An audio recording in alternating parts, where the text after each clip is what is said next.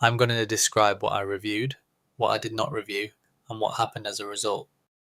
I'm not going to use the word mistake. I'm going to use the word gap. There was a gap between what I read and what the document said. People died in that gap. I want to place the gap on record. On March 14, 2018, a ceasefire agreement was signed between the government of the Federal Republic of Kantara and the Northern Liberation Front at the Grand Belvedere Hotel in Labamba City. The agreement was 41 pages. It was the result of 14 months of negotiations. I was senior military advisor to the government negotiating team.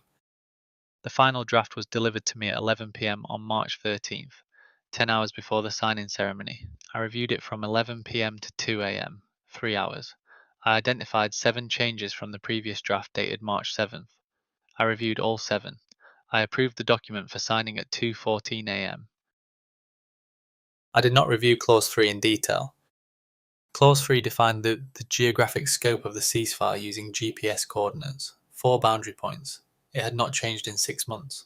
The coordinates defined a zone of approximately 9,000 square kilometres in the northern region, 6 districts, approximately 400,000 people. Clause 3 was not flagged as changed in the March 13th final draft. I did not review it. The signing ceremony took place at 9 a.m. on March 14th in the main conference hall of the Grand Belvedere Hotel.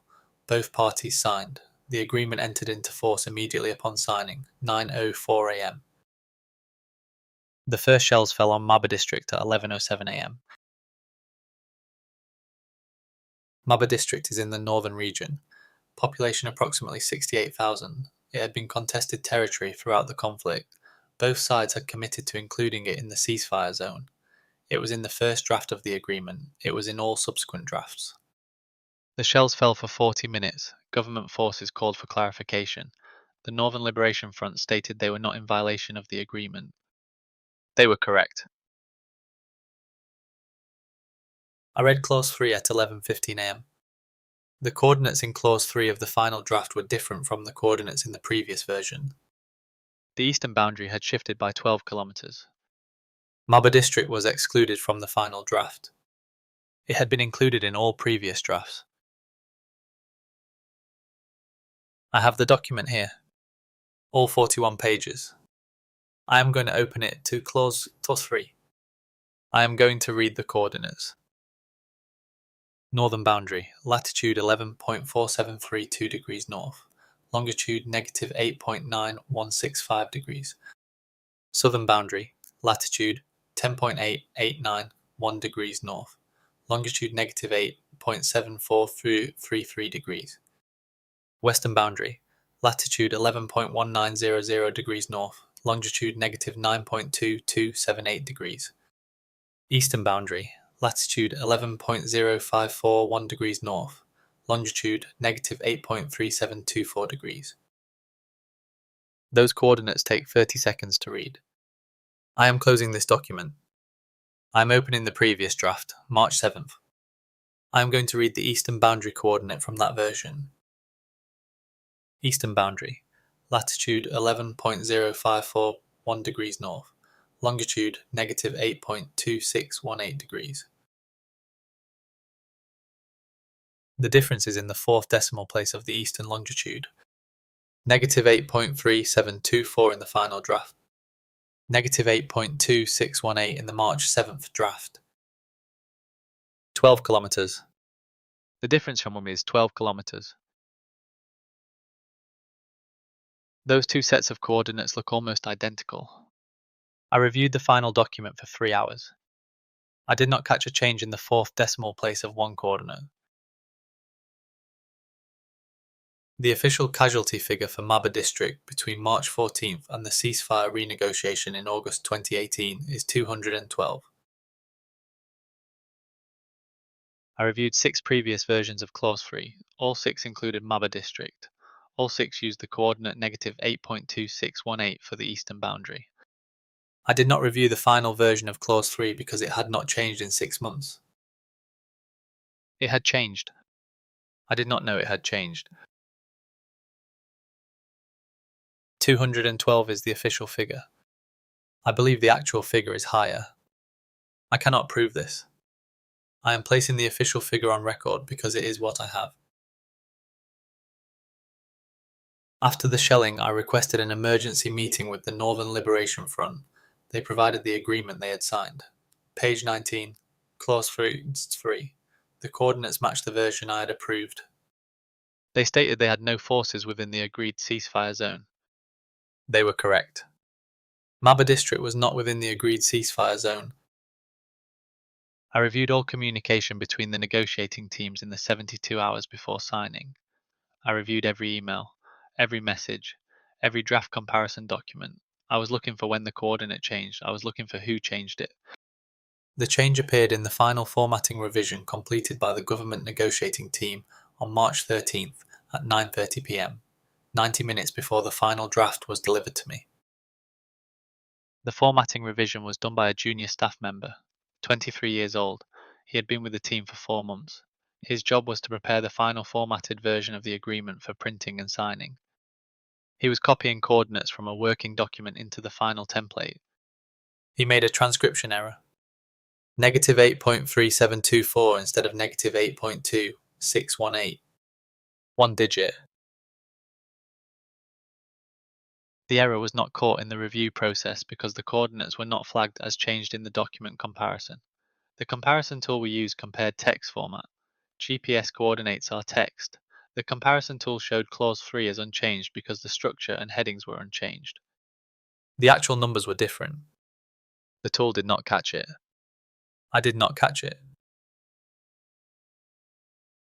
The junior staff member was not disciplined. The Minister of Foreign Affairs reviewed the matter in May 2018. He determined it was a systems failure. He said review procedures would be improved. He said the junior staff member had acted appropriately within his role. The junior staff member left government service in June 2019. He now works for an international development organisation based in Geneva. I found this out in 2020. I have thought about that 23-year-old many times. I have thought about whether to contact him. I have not contacted him. He does not know what his error caused. I'm not certain he should know. I'm not certain he should not know. I have not decided. The ceasefire agreement was renegotiated in August 2018. Clause 3 was revised. The eastern boundary coordinate was corrected to -8.2618. Maba district was included in the ceasefire zone. The revised agreement entered into force on August 9, 2018, 147 days after the original signing. 147 days in which Maba district was not protected. I have read Clause 3 many times since March 14, 2018. I can recite it from memory. Northern boundary, latitude 11.4732 degrees north, longitude -8.9165 degrees. Southern boundary, latitude 10.8891 degrees north, longitude -8.7433 degrees.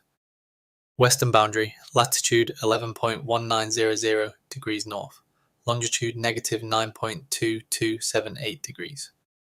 Eastern boundary, latitude 11.0541 degrees north, longitude -8.2618 degrees. I retired from government service in December 2019. I advised 3 subsequent negotiating processes. I reviewed every coordinate personally. I checked every decimal place. I flagged every change in every draft regardless of how minor. I left my position when I realised I could no longer trust anyone else to check what I had already checked. That is not how review processes work. That is not how teams work. I became the gap I was trying to prevent. I am 62 years old. I have worked in conflict resolution for 34 years. I have reviewed hundreds of agreements, ceasefires, peace treaties, demilitarization protocols, prisoner exchanges. I have reviewed documents in hotel rooms and military bases and airport transit lounges. I have reviewed documents at 3 a.m. and 5 a.m. and 7 a.m. I know how to read documents. I know what changes matter. I know what to check. On March 13, 2018, I reviewed a document for 3 hours. I identified seven changes. I missed one. A 23-year-old made a transcription error at 9:30 p.m. I did not catch it at 2 a.m. 212 people died between March and August. I am placing this on record because someone who reads documents carefully should know what happened. Someone who reviews peace agreements should know that coordinates matter. Someone who signs documents at 9 a.m. should know to read them again at midnight. I reviewed that document. I approved it. I signed the approval memo at 2:14 a.m. The general signed the ceasefire at 9. The shelling resumed at 11. I had not read Clause 3. I have read it many times since. I do not keep the two documents side by side anymore. I kept them side by side for 2 years, on my desk, the March 7th draft and the March 13th draft, both open to Clause 3, both showing the coordinates. I would look at them several times a day. I was waiting for the numbers to change back. I was waiting for the difference to become something other than 12 kilometres. I was waiting for 212 to become a different number. The numbers did not change. I closed both documents in March 2020. I put them in a folder. I put the folder in a filing cabinet. I do not look at them anymore. But I can still recite Clause 3 from memory. I recite it most days. I use the correct coordinates. The ones from March 7. The ones that included Maba district. Sometimes I recite the wrong coordinates. The ones from March 13th. The ones I approved. The ones that excluded Maba district. Both versions take 25 seconds to recite. I know people who have never read a peace agreement. I know people who have never reviewed a ceasefire document at 2 a.m. in a hotel room while a country waits for morning. I know people who have never had to count what they missed. I envy those people. I do not think they should envy me. There is something I have not said yet. Something I placed at the beginning of this record but have not explained. I said I was not going to use the word mistake. I said I was going to use the word gap. I need to explain why. A mistake is something you do wrong. A gap is something you do not do at all. I did not do something wrong when I reviewed that document. I did what I always did. I identified changes. I reviewed changes. I approved changes. What I did not do was read what had not changed. Clause 3 had not changed in 6 months. Except it had. And I had no way of knowing it had changed because my process was designed to identify changes. Not to reread stability. That is the gap. The gap is not what I did. The gap is what I assumed. I assumed Clause 3 was stable. I assumed the coordinates were correct. I assumed I could trust the document comparison tool. I assumed a junior staff member would not make a transcription error in a coordinate that looked stable. I assumed I had 3 hours to review 7 changes. I should have assumed I had 3 hours to review 41 pages. That is what I mean by gap. I did not make a mistake. I followed procedure. The gap is that the procedure was not designed for this. I designed the procedure,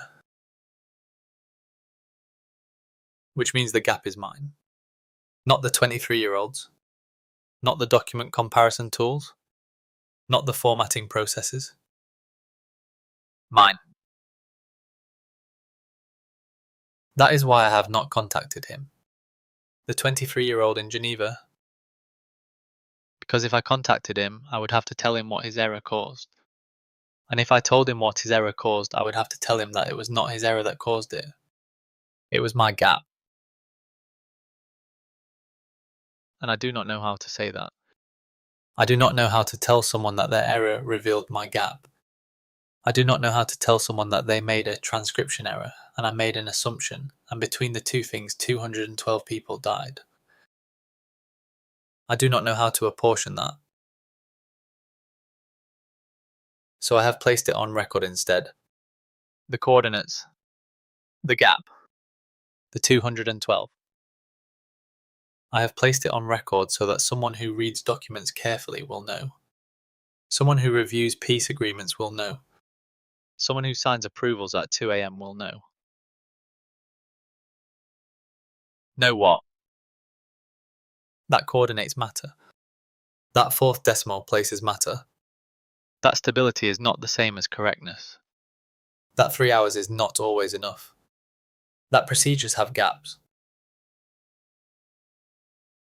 That I had a gap. That the gap was 12 kilometres wide. That people died in it. And that I have read clause 3 many times since March 14th, 2018. And I can recite it from memory. Both versions. The correct one. And the one I approved. Both take 25 seconds. I have 25 seconds to recite what took 147 days to fix. I have placed that on record. Because someone should know. I was asked to place this on record by the inquiry commission that reviewed the ceasefire failure. I have done that. What I have not placed on record is this. I knew the junior staff member before he joined the negotiating team. I recommended him for the position. He was 27 years old. His name was David Kemeny. I'm using his name because his mother gave me permission. She said, if you are going to talk about what happened, use his name. So I am using his name. David Kemeny was assigned to the technical annexes team. The technical annexes are where the specific boundaries of ceasefire zones are defined. Where grid references are converted to coordinates. Where maps are cross-referenced with GPS data. Where the fourth decimal place matters. He worked under supervision. The supervision was myself and 2 other senior advisors. We rotated shifts during the final 72 hours before the signing deadline. I was on shift when the coordinates for Sector 7 were finalised. David brought me the document at 1:47 a.m. March 12, 2018. He said, Sir, the technical annex for Sector 7. I said, any issues? He said, cross-checked against the master grid, verified with both delegations' cartographers, ready for approval. I said, good work. I reviewed the document for 11 minutes. I have reconstructed the timeline many times. 11 minutes. I checked the header formatting. I checked that all required signatures were present from both technical teams. I checked that the coordinate system matched the standard we had agreed to use. I checked that the list of villages in Annex B corresponded to the villages in the map overlay. I checked the revision history to confirm this was version 7, not version 6. What I did not check was the actual numeric values of the coordinates themselves. I checked that they were present. I checked that they were formatted correctly. I checked that there were 8 coordinate pairs, which was the correct number for Sector 7.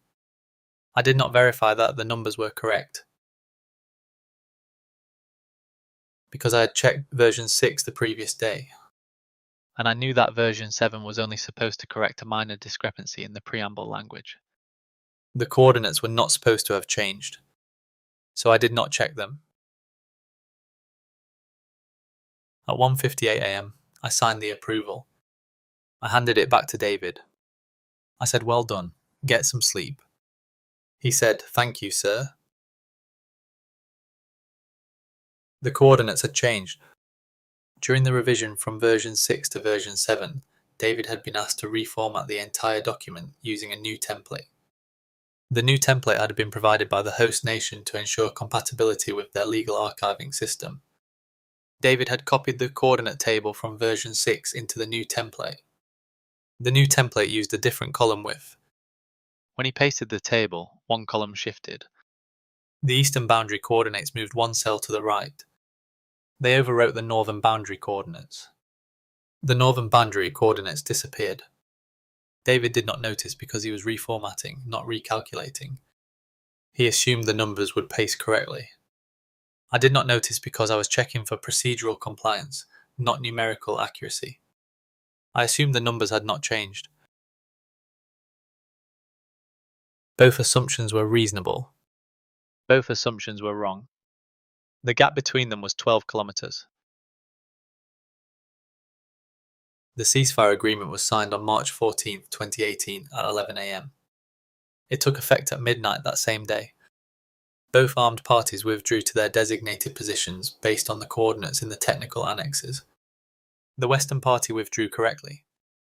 The Eastern Party withdrew to a position that was 12 kilometres west of where they should have been, because the coordinates said they should be there.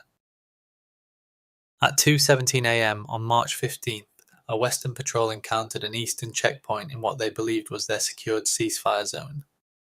The Eastern checkpoint believed they were in their secured ceasefire zone. Both were following the coordinates. Both were correct according to the document. Both believed the other was violating the ceasefire. The Western patrol called it in. The Western Command verified their position against the technical annex. Confirmed the patrol was in the correct location. Concluded the Eastern checkpoint was a ceasefire violation. Ordered the patrol to hold position and issued a formal complaint through the Monitoring Commission. The Eastern Command received the complaint at 3:05 am. They verified their checkpoint position against the technical annex.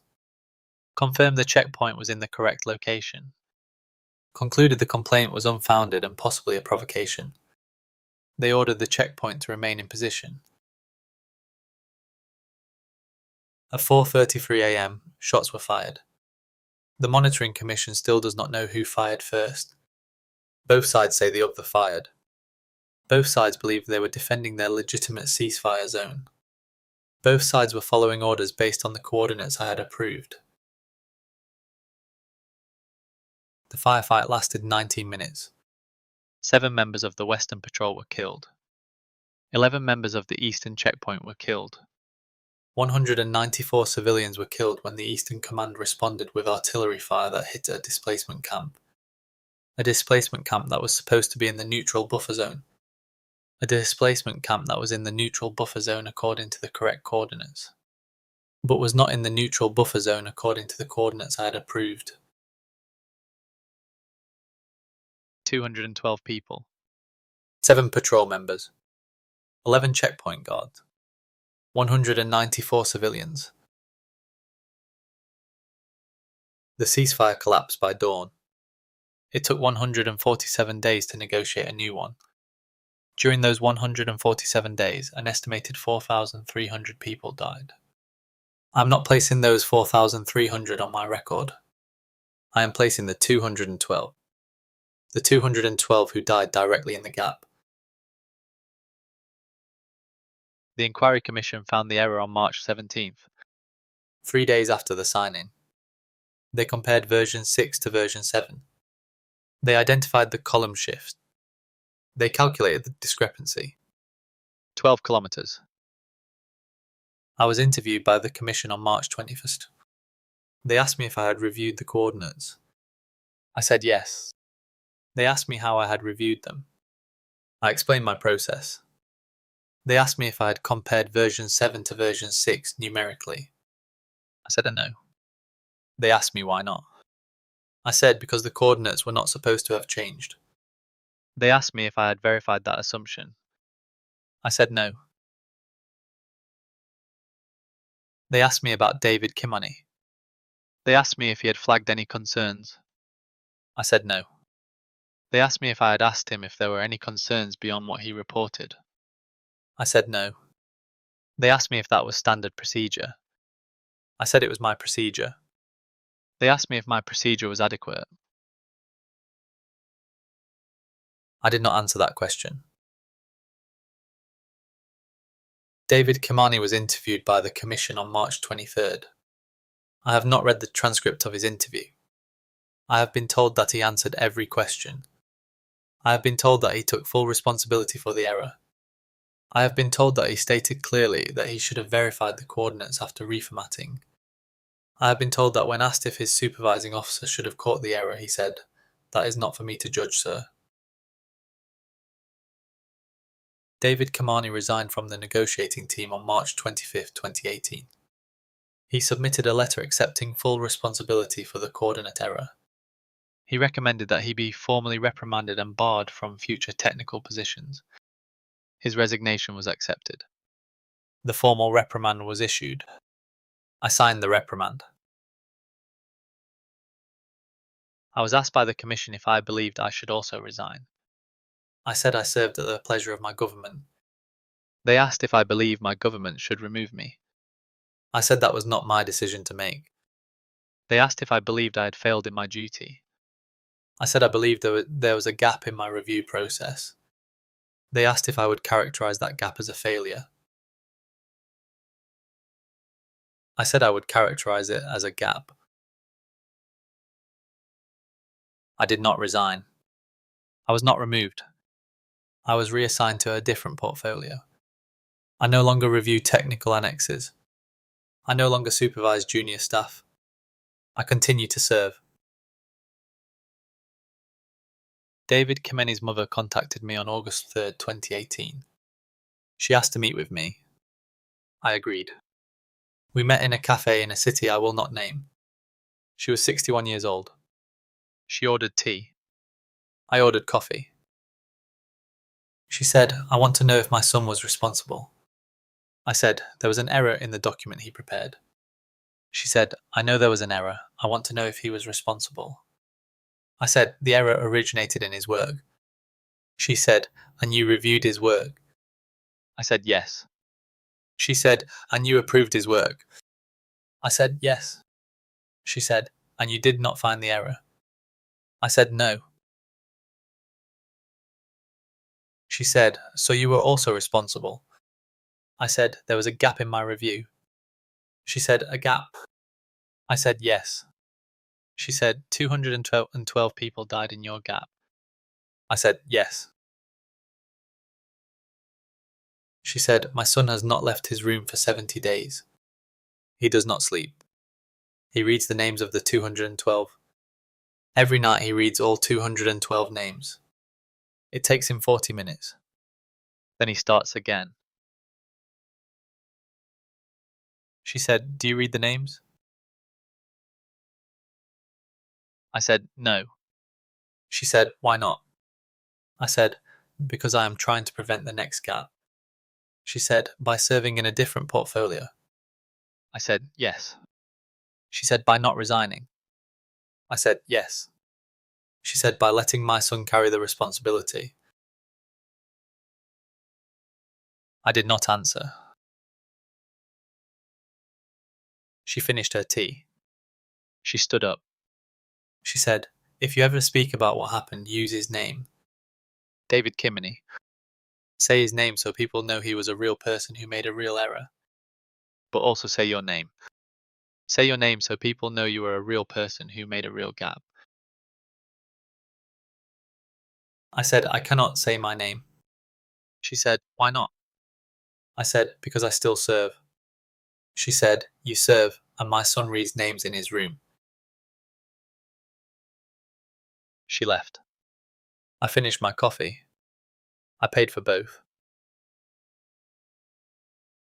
I have not said my name. What I have said is, David Kimeny, 27 years old, junior technical officer, recommended for the position by me, supervised by me, approved by me, held responsible. I have placed that on record.